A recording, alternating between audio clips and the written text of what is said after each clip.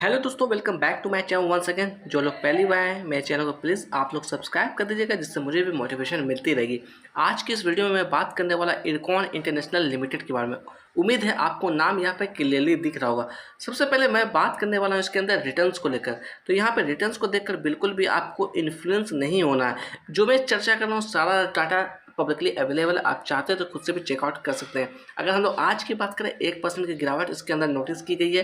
पिछले कुछ सालों से हम लोग बात करें तो यहाँ पर देखिएगा पिछले 1 सालों में 28% की गिरावट नोटिस की गई थी। पिछले 2 साल की बात करें 138% का पॉजिटिव रिटर्न इसने बनाकर दिया है। अगर हम लोग बात करें इसके अंदर कुछ इंपॉर्टेंट चीज़ों को लेकर, तो सबसे पहले बात करने वाला हूँ इसके क्वार्टर्स के नतीजों को लेकर। अगर हम लोग पिछले कुछ क्वार्टर से कंपेयर करने की कोशिश करें तो प्रॉफिट के अंदर ज़बरदस्त जंप हमें देखने को मिली है। अगर Q3 से कंपेयर करने की कोशिश करें या फिर Q2 के कंपेयर करने की कोशिश करें तो अच्छा खासा जंप यहाँ पर देखने को मिल रही है। बट वहीं पर कंपेयर करने की कोशिश करें हम लोग ईयर ऑन ईयर बेसिस पे, तो यहाँ पर काफ़ी बड़ी डिक्लाइन देखने को मिल रही है। मैं नेट प्रॉफिट की बात कर रहा हूँ। अगर मैं चर्चा करूँ इसके अंदर फेस वैल्यू की, तो ₹2 की फेस वैल्यू से ये स्टॉक ट्रेड होता हुआ दिख रहा है। अगर स्टॉक पी को कंपेयर करने की कोशिश करें इंडस्ट्री पी से, कुछ ज़्यादा फर्क यहाँ पर नज़र आता हुआ नहीं दिख रहा है। स्टॉक पी की बात करें 25.7 नज़र आता हुआ दिख रहा है। वही कंपेयर करने की कोशिश करें अगर हम लोग इंडस्ट्री से, तो इंडस्ट्री पी 25 निकलती हुई आ रही है। अगर इसके ऊपर कर्ज की बात करें जो हमारे लिए इंपॉर्टेंट हो जाती है, डेप्ट इसके ऊपर 4,299 करोड़ का देखा गया है Q4 के अंदर। अगर रिटर्न ऑन इक्विटी की बात करें तकरीबन 11% रिटर्न ऑन इक्विटी यहाँ पर नज़र आती हुई दिख रही है। अगर इसके अंदर हम बात करें डिविडेंड को लेकर, तो देखिएगा समय समय पर आपको ₹1 ₹1.5 के आसपास का डिविडेंड भी कंटिन्यू देती हुई आ रही है। साल 2025 की बात करें 17 फरवरी 2025 को ₹1.65 के प्रति शेयर के हिसाब से डिविडेंड दिया था। तो 2024 की बात करें वहाँ पर ₹1.30 प्रति शेयर के हिसाब से डिविडेंड दिया था। तो डिविडेंड कंटिन्यू आपको यहाँ पर देखने को मिल रही है इस स्टॉक्स के अंदर। अकॉर्डिंग टू टिकट ऐप अगर हम लोग परफॉर्मेंस की बात करें तो परफॉर्मेंस यहाँ पे लो नजर आता हुआ दिख रहा है। वैल्यूएशन की बात करें वैल्यूएशन यहाँ पे हाई नजर आता हुआ दिख रहा है। ग्रोथ की बात करें ग्रोथ यहाँ पे लो नजर आता हुआ दिख रहा है। एंट्री पॉइंट की बात करें तो एंट्री पॉइंट यहाँ पर एवरेज नज़र आता हुआ दिख रहा है। अगर आप इसके अंदर फ्रेश खरीदारी करना चाहते हैं तो मेरे ख्याल से थोड़ा सा आपको अभी वेट करना चाहिए, थोड़ा सा आपको अभी अवॉइड करके चलना चाहिए। हल्का फुल्का इसके अंदर प्राइस एडजस्टमेंट होती है, तब फिर कहीं ना कहीं एक हमारे लिए अपॉर्चुनिटी बन सकती है। तो मेरे हिसाब से कहीं ना कहीं आपको अभी अवॉइड करके चलना चाहिए। अगर बेटर डिसीजन लेना चाहते हैं तो कहीं ना कहीं आप अपने फाइनेंशियल एडवाइजर से बात करिए, तभी किसी तरीके के डिसीजन लीजिएगा। अगर हम लोग बात करें इसके अंदर फोरकास्ट रेटिंग्स की, तो देखिए मैं किसी भी तरह की रेटिंग से यहाँ पर निकलती हुई नहीं आ रही है। अगर यहाँ पर थोड़ा सा चर्चा करें हम लोग म्यूचुअल फंड की होल्डिंग के बारे में, तो बड़े प्लेयर्स म्यूचुअल फंड की बात करें तो यहाँ पर देखिएगा 0.25% यानी कि आधे % से भी कम की हिस्सेदारी म्यूचुअल फंड के पास है Q4 के अंदर। अगर हम लोग रिटेलर्स की बात करें तकरीबन 29% की होल्डिंग यहाँ पर रिटेलर्स के पास है।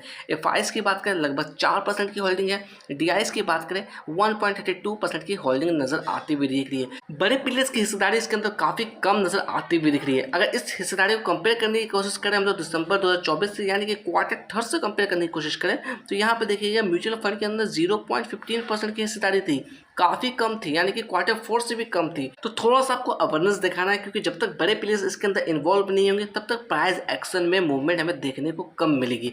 अगर टॉप 5 म्यूचुअल फंड की होल्डिंग की बात करें जिसकी वेटेज सबसे ज़्यादा है, इस लिस्ट में नाम आता हुआ दिख रहा है grow Nifty India railways PSU का।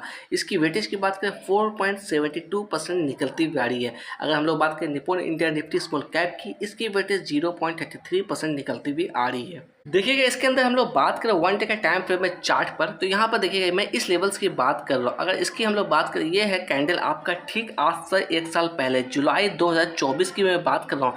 इसने यहाँ पर लेवल्स को टच करने की कोशिश की थी तकरीबन 348 रुपये। उसके बाद हम लोग बात करें एक तरफा गिरावट इस स्टॉक्स के अंदर नोटिस की गई। मैं थोड़ा जूम इन करके आपको दिखाने की कोशिश करूँगा तो आप देख पा रहे हैं एक तरफा गिरावट इसके अंदर देखने को मिली।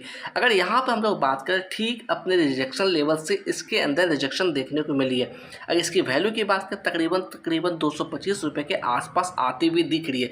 तो अपने रिजेक्शन लेवल के आसपास से इसके अंदर रिजेक्शन देखने को मिली है। अगर हम लोग बात करें पिछले कुछ दिनों से लगातार इसके अंदर बेयरिश कैंडल का फॉर्मेशन होता हुआ दिख रहा है। अगर हम लोग बात करें इसके अंदर वॉल्यूम की, तो काफ़ी अच्छी संख्या में वॉल्यूम इसके अंदर कल के दिन नोटिस की गई थी।